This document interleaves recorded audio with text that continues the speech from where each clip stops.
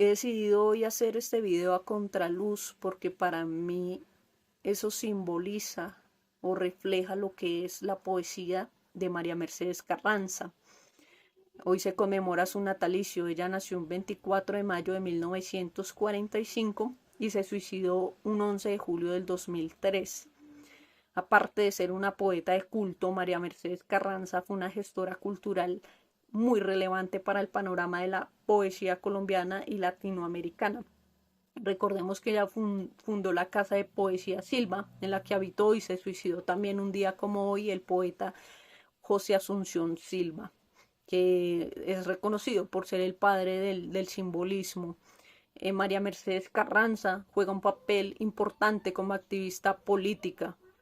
Ella es invitada a participar en la constituyente del 91 eh, y acepta, no tanto porque tenga una afinidad con las ideas del grupo militante del M-19, sino porque creía que era una oportunidad como ciudadana de dar voz y de generar ciertas transformaciones. Recordemos que la Constitución de 1886, aparte de ser muy ortodoxa en varios aspectos, relegaba la educación a la Iglesia Católica, y para Mercedes Carranza había tenía que haber una independencia, una libertad en la educación para lograr cierta libertad. Entonces, su influencia en esta constituyente fue la defensa, por ejemplo, de la independencia de las mujeres, la identidad cultural de los indígenas, el derecho al aborto, entre otras cosas.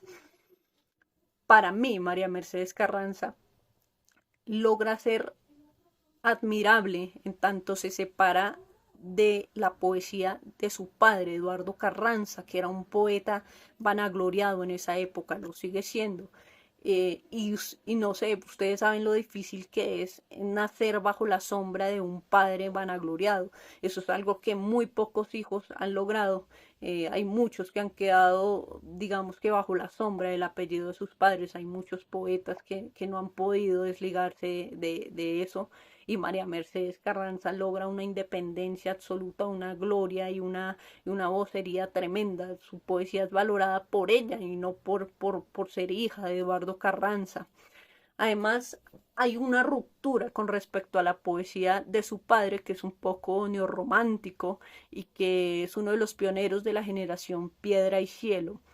Hay una ruptura porque María Mercedes Carranza de alguna manera no tiene afinidad con esa rima propia, y ese patriotismo de esa generación, y porque de alguna manera ella creía que el panorama de la poesía colombiana de ese momento acudía a retóricas prostituidas, desempolvadas, maquilladas, por decirlo de esa manera.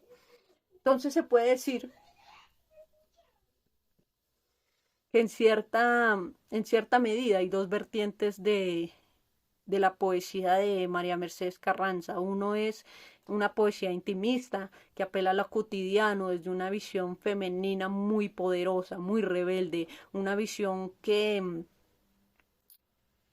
digamos que se subleva contra esas cadenas que mantenían a la mujer o como ama de casa, como señora de cierto estándar, como señora bien portada, o simplemente como la mujer virginal relegada al convento, ¿no? Y por otro lado también está su voz prestada para, digamos, para hablar de esos hechos tan trágicos de la década de los 80 y de los 90, en la que había masacres casi a diarios, en la que de alguna manera Colombia era una ruina, una casa en ruinas que estaba atestada de guerrillas, paramilitares, carteles y cierta complicidad del Estado o cierta indiferencia del Estado también ante todas estas circunstancias. María Mercedes Carranza habla en su poesía de esta patria boba que se repite y se aferra un poco a estructuras caducas, a estructuras ortodoxas. Entonces ella canta ese desencanto justamente. Ella fue amiga de Luis Carlos Galán y su muerte le afectó tanto así que lo plasmó en un poema que creo que es el 18 de agosto, y cantó toda esta violencia, la narró ¿sí? La volvió poesía en una selección de poemas que se llama Canto de Moscas y que fueron, digamos que, o son reconocidos por su brevedad, casi estilos haiku, que son muy profundos. En realidad, yo pienso que los venenos más eficaces y más potentes son los que vienen en menos dosis. Y en este caso podría decir eso de esa selección de poemas, de ese canto de moscas de María Mercedes Carranza. María Mercedes Carranza también habla de lo que está prohibido hablar y le da voz a alguien que en ese momento no tenía voz. No es gratuito que en uno de sus poemas diga es hora de que se quite su maquillaje y empiece a nombrar no lo que es de Dios ni lo que es del César, sino lo que es nuestro cada día. Así dice ella. No lo que es de Dios ni lo que es del César, sino lo que es nuestro cada día. Entonces su poesía es un constante nombrar eso que no puede ser dicho.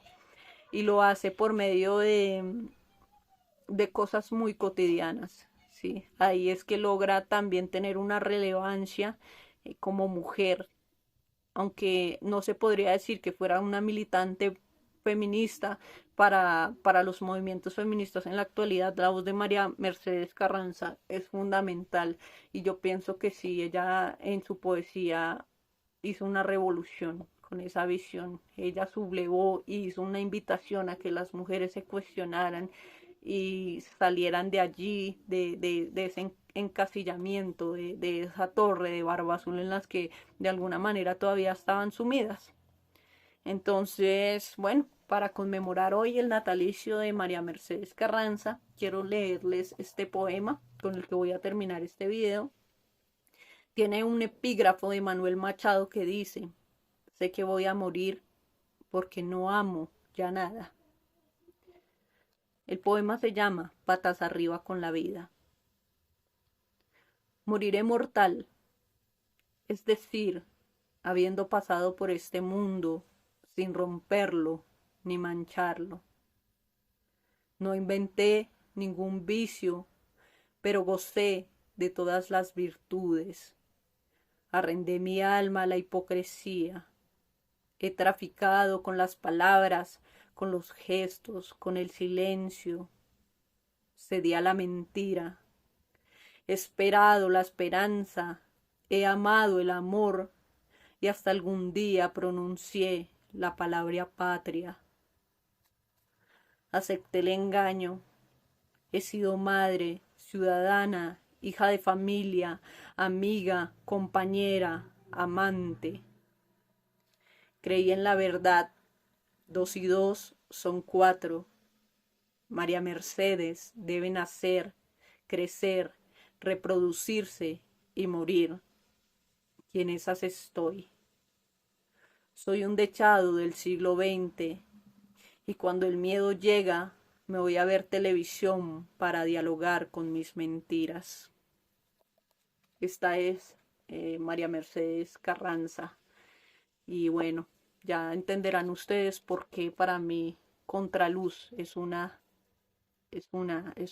definición de la poesía, de lo que significa la poesía de María Mercedes Carranza. Un saludo y espero que la sigan leyendo y la homenajeen constantemente con la lectura de sus poemas.